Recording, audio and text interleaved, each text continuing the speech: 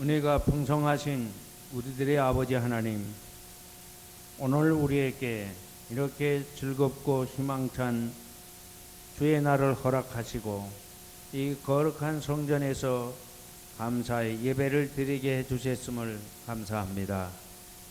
우리의 지나온 날들을 생각하면 우리의 삶이 너무나 주의 보살핌 속에 무사하게 지냈음을 감사하지 않을 수 없음을 고백합니다. 우리 모두 찬양과 춤을 추면서 그 은덕을 감사하며 이 혼탁한 세상을 주와 동행하며 살아가게 인도해 주시옵소서. 자비하신 주님, 많은 사람들이 직업을 잃고 거리를 방황하고 많은 사람들이 뜻하지 않은 재변을 당해서 어려움 속에 처해 있음을 주님이 아시겠사오니 긍휼히 여기시고 그들이 다시 일어나 주님께 영광 돌릴 수 있는 은총이 오늘 이 시간 이 예배를 통하여 더욱 충만하게 해 주시옵소서. 자비하신 주님, 병든 사람들 그리고 여행 중에 있는 사람들, 아버지, 이 즐거운 예배에, 이 놀라운 은혜스러운 예배에 참여하지 못했음을 기억하시고 우리가 누리는 이 은총을 그들에게 함께 나누어주는 은총의 기회가, 역사가 일어나게 도와주시옵소서. 특별히 주님, 지난 주간 동안 재난을 당한 사람들을 긍휼히 여기시옵고 하나님, 그들의 삶이 주여 모든 일을 합력해서 선하게 하시는 하나님의 은총 아래 합력해서 역전되는 놀라운 은혜가 역사하게 도와주시옵소서. 주님, 우리가 오늘 이 시간 주님이 주시는 건강을 감사하며 주님이 주신 가정을 감사하며 주님이 주신 구원의 은총에 감사하며 주님이 주신 우리의 사회 생활의 은총을 감사하며 주 앞에 예배를 드리기를 원합니다. 이 세상을 본받는 사람 되지 말고 늘 하나님이 기뻐하시는 뜻이 무엇인가, 하나님이 원하고 계시는 일이 무엇인가를 깨달으며 이 어지러운 세대를 똑바로 그리고 주님이 인도하는 길로 찾아갈 수 있는 동대문에 사랑하는 가족들 되게 해 주시옵소서. 우리는 이렇게 주님의 은혜를 헤아릴 수 있는 신령한 지각을 주셨음을 감사합니다. 아버지 하나님, 마음의 원의로 돼 몸으로 산 제사를 드리지 못하는 이들 그 마음을 살펴주시고 위로해 주시옵고 주여, 우리 모두보다도 더 신령한 은혜로 하나님 그들의 삶을 가득 채워주는 이 예배가 되게 해 주시옵소서. 그들의 입에서 나오는 찬양이 우리의 찬양과 함께 어우러져서 당신의 영광을 이 성전 안에 우리의 마음에 우리의 가정에 충만케 하는 역사가 일어나게 도와주시옵소서. 예배의 처음부터 마칠 때까지 모든 사람들의 눈에서는 눈물을 닦아주시고 그 가슴 속에 담겨있는 응어리를 다 풀고 탄식 소리를 지우고 찬양과 감사의 소식을 전하는 그런 인생으로 바꾸어 주시옵기를 간절히 바라옵고 원하옵나이다. 오늘 우리 모두 몸으로 산제사를 드림으로 주님을 기쁘시게 하고 이 세상 사람들을 더욱 윤택하게 하는데 약간의 도움을 줄 수 있게 축복해 주시옵소서. 주님이 이 기도를 들어 응답해 주실 줄 믿습니다. 우리의 찬양을 받아 주실 줄을 믿습니다. 우리 모두의 기도에 응답해 주실 줄을 믿습니다. 오늘 선포되는 말씀 안에 진리와 은혜가 충만케 해 주시옵소서. 예수님의 이름으로 기도합니다. 아멘.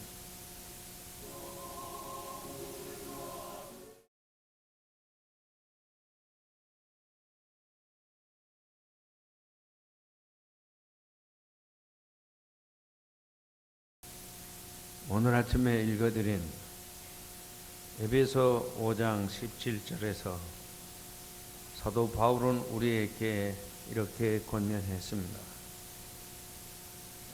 어리석은 사람이 되지 말고 주의 뜻이 무엇인지를 깨달으십시오. 나는 이 말씀을 근거로 해서 어리석은 사람, 현명한 사람에 대한 이야기를 설교하려고 합니다. 어리석은 사람은 누구이고 현명한 사람은 누구인가? 거기에 대해서 오늘 아침에 읽어드린 누가복음 16장에 있는 말씀, 에베소 5장에 있는 말씀을 중심으로 얘기를 하겠습니다. 현명한 사람이 누구인가? 사도 바울은 말씀했어요. 어리석은 사람 되지 말고 주의 뜻이 무엇인지를 분별하라고.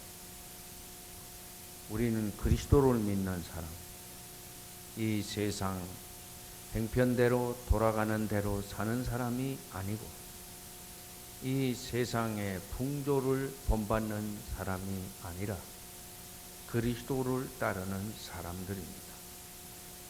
그리스도를 따르는 사람은 어리석은 사람이 되어서는 안 됩니다. 현명한 사람이 되어야 합니다. 그것이 무엇일까? 주님의 뜻을 분별하는 것입니다. 주님의 뜻대로 살아서 하나님의 축복을 누리는 사람입니다. 할렐루야. 사도 바울은 로마서 12장 2절에서 말씀했어요. 여러분은 이 세상 풍조를 본받지 말고 마음을 새롭게 함으로 변화를 받아서 하나님의 선하시고 기뻐하시고 온전하신 뜻이 무엇인지 분별하도록 하십시오. 이 말씀은 몸으로 하나님을 기쁘시게 하는 예배를 드리는 사람들에게 권면했습니다. 하나님을 예배드리는 사람은 이 세상을 본받지 말고 마음이 새로워짐을 받아야 합니다. 그리고 하나님의 선하신 뜻이 무엇이고 기뻐하시는 뜻이 무엇인가, 그리고 온전하신 뜻이 무엇인가를 분별해야 한다고 말씀했습니다. 이 세상은 어리석은 사람은 낙오자가 되게 되어 있습니다. 현명한 사람만이 항상 역사의 이니시아티브를 가지게 되어 있습니다.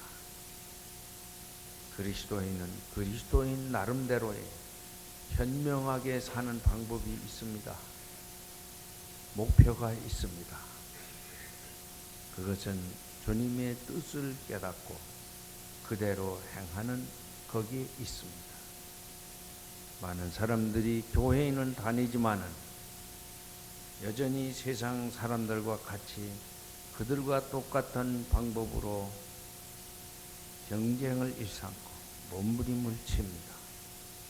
그렇기 때문에 거기에서 피를 보고 거기에서 침을 뱉음을 당하는 짓눌림을 당하는 이는 주님밖에 없습니다.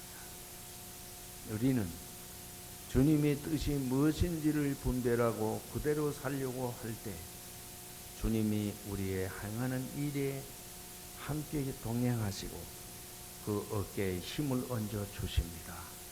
이 믿음을 갖고 살아가시기를 바랍니다. 누가복음은 12장과 16절에 어리석은 사람에 대한 예수님의 비유가 있습니다. 누가복음 12장에서는 어리석은 사람이란 어떤 사람인가? 어떤 큰 부자 농부가 농사에 크게 성공해서 수많은 수확을 거둬들여서 자신들이 가지고 있던 기존의 창고, 기존의 구자로서는 모자래. 그래서 새로운 구자를 설치하고 그리고 큰 창고를 세웠습니다. 많이 거기에 수확물들을 쌓아놓고 너무나 스스로 생각해도 너무나 기특하고 너무나 장해서 이렇게 독백합니다. 내 영혼아, 이렇게 먹을 것을 많이 쌓아두었으니 이제부터는 먹고 마시고 즐기자. 그런데 이 복음서, 이 비유의 말씀을 우리에게 가르치신 예수님은 이 사람을 일컬어 뭐라고 말씀해놓은 거예요? 자기를 위해서는 재물을 쌓아두면서 하나님께 대해서는 인색한 사람, 이 사람이 바로 어리석은 농부다, 그렇게 말씀을 했습니다. 우리 모두 내 자신은 어느 쪽인가? 나는 내 구자에 많은 저금을 쌓아놓고도 하나님에 대해서는 인색한 사람은 아닌가? 깊이 우리는 생각하며 자신을 똑바로 발견하고 공개해야 된다고 생각합니다. 누가복음 16장의 어리석은 사람은 자기를 위해서는 고운 베옷을 입고 날마다 평화롭게 살면서도 자기 집 문간에 살고 있는 거지인 나사로를 위해서는 자기 밥상에서 떨어진 부스러기로 배를 채우게 했습니다. 이 사람이 가장 어리석은 사람이라고 했어요. 누가복음 12장에서는 자기만을 위하고 하나님께 인색한 사람, 누가복음 16장에서는 자기만을 위하고 자기와 동시대인, 자기와 같은 공동체 안에서 살고 있는 사람은 부스러기 인생으로 취급한 그것이 가장 화려하게 살았을런지는 모르지만 가장 어리석은 일이었다, 그렇게 예수님이 말씀하고 계십니다. 존 웨슬리, 모든 감리 교도들의 사랑과 존경을 받는 스승님이십니다. 그분은 말씀했어요. 이 세상에서 가장 용서받을 수 없는 죄가 무엇이냐? 재물을 땅에만 쌓아놓는 사람. 예수님은, 여러분의 믿음의 주여 온전케 하시는 예수님은 네 재물을 하늘에 쌓아두라, 그렇게 권면했거나 여전히 우리들은 재물을 땅에 쌓아두는 사람은 아닌가? 그것은 용서받을 수 없는 죄라고 했습니다. 가장 쉽게 사람들이 여기는 그런 죄가 있어요. 아주 아무렇지도 않게 생각하는 죄. 그것은 재물에 대한 계명은 지키지 않는 죄라고 했습니다. 많은 사람들은 살인하면 큰 죄로 여깁니다. 많은 사람들은 남에게 사기를 치고 등치면 나쁜 놈으로 취급합니다. 함부로 그런 죄를 범하려고 하지 않고 자녀들에게 교육시킵니다. 그러면서도 하나님께 대한 재물에 대한 계명은 아무렇지도 않게 여기거나 취급한다는 것입니다. 동대문교회 성도 여러분, 나는 여러분과 같은 시대 1980년, 90년을 함께 살아왔습니다. 이제 21세기를 1년을 앞에 놓고 있습니다. 여러분, 나의 오늘까지의 삶은 어떤 삶이었는가를 곰곰이 생각하고, 나는 과연 용서받을 수 있는 죄인인가? 아니면 지극히 평범하고 작은 일 같지만은 거기 하나님의 말씀이 있기 까닭에 나는 가장 크고 거룩하고 소중하다고 믿고 지키고 있는가 스스로에게 물으면서 이 감사절기를 보내시기를 바랍니다. 감사절기는 춤을 추고 노래 부르고 즐기기만 하는 파티만 벌이는 절기는 아닙니다.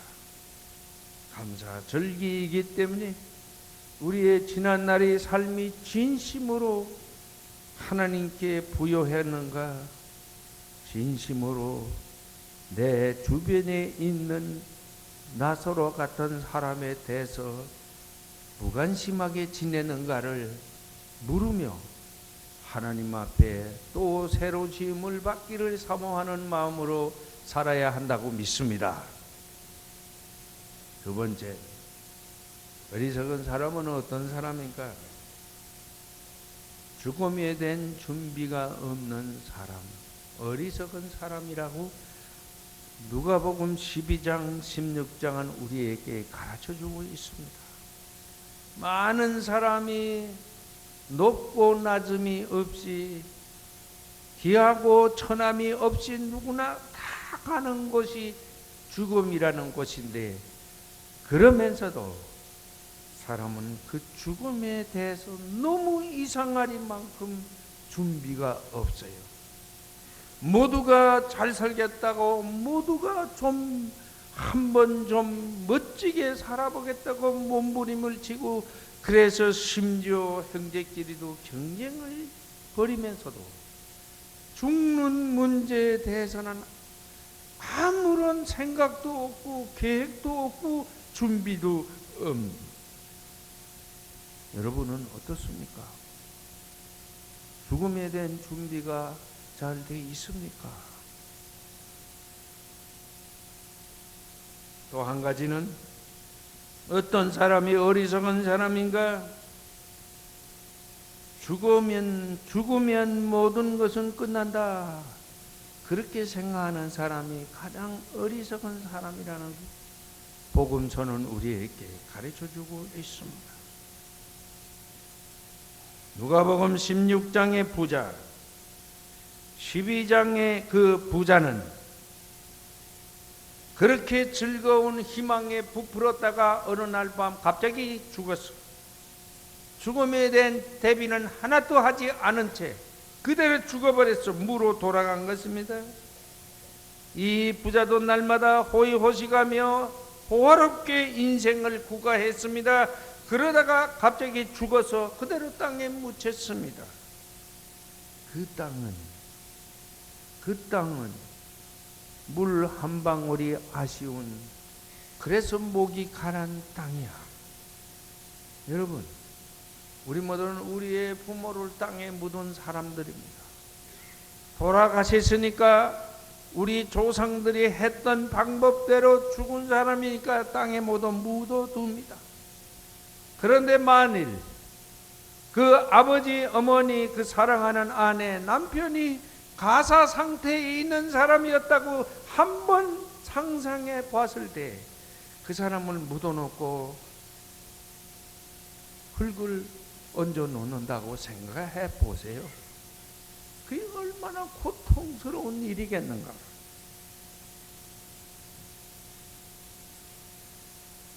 그런데 이 성경은 똑같이 나사로도 죽었는데 나사로의 죽음에 대해서는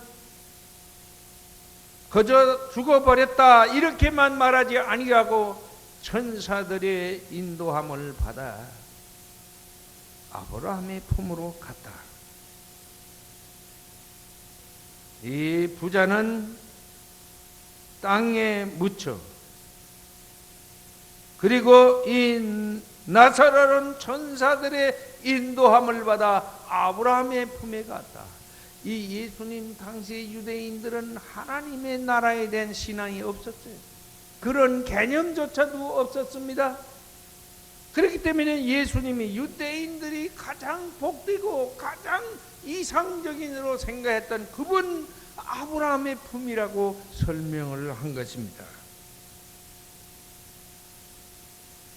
지옥이라는 것은 물 한 방울이 아쉬운 곳입니다. 그래서 목이 타는 곳입니다. 아브라함의 품은 믿음과 복의 근본이 되는 곳입니다. 현명한 사람은 어떤 사람입니까? 죽음의 의미를 아는 사람, 죽는다는 것이 무엇이라는 것을 아는 사람, 죽음은 끝이 아니라 또 다른 삶의 시작이라는 믿음을 가진 사람, 그런 사람이야. 여러분은 죽음에 대한 준비를 하고 계십니까?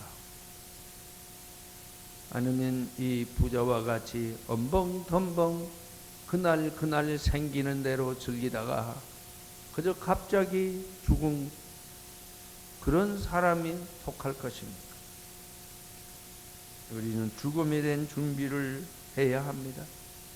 그런 사람만이 죽음은 또 다른 삶의 시작이라고 믿게 되는 것입니다. 그렇게 새롭게 시작되는 삶은 어떤 삶인가? 이것을 아는 사람이 현명한 사람입니다. 세 번째 말씀을 드립니다. 어리석은 사람은 어떤 사람입니까? 아브라함의 품과 지옥이 다르다는 것을 몰라. 선한 것과 악한 것이 다르다는 것을 모르는 사람, 정과 부정을 모르는 사람, 어물쩍 그저 같이 아무렇게나 살아도 되는 것으로 생각하는 사람 아닙니다. 아브라함의 품과 지옥은 너무나 다릅니다. 왕래가 되지 않는 단절의 세계입니다. 이거 아는 사람, 현명한 사람, 이거 모르는 사람은 어리석은 사람이야. 이 부자는 아브라함을 향해서 호소했습니다. 당신 품에 안고 있는 나사로의 손끝에 물 한 방울을 묻혀서 내 이 타가는 목을 시원하게 해달라고 아브라함이 말했어요. 여기서 내게로 가고자 해도 갈 수 없고 너에게서 나에게로 오고자 해도 올 수 없다. 이것은 아무도 넘을 수 없는 절대적인 장벽이다.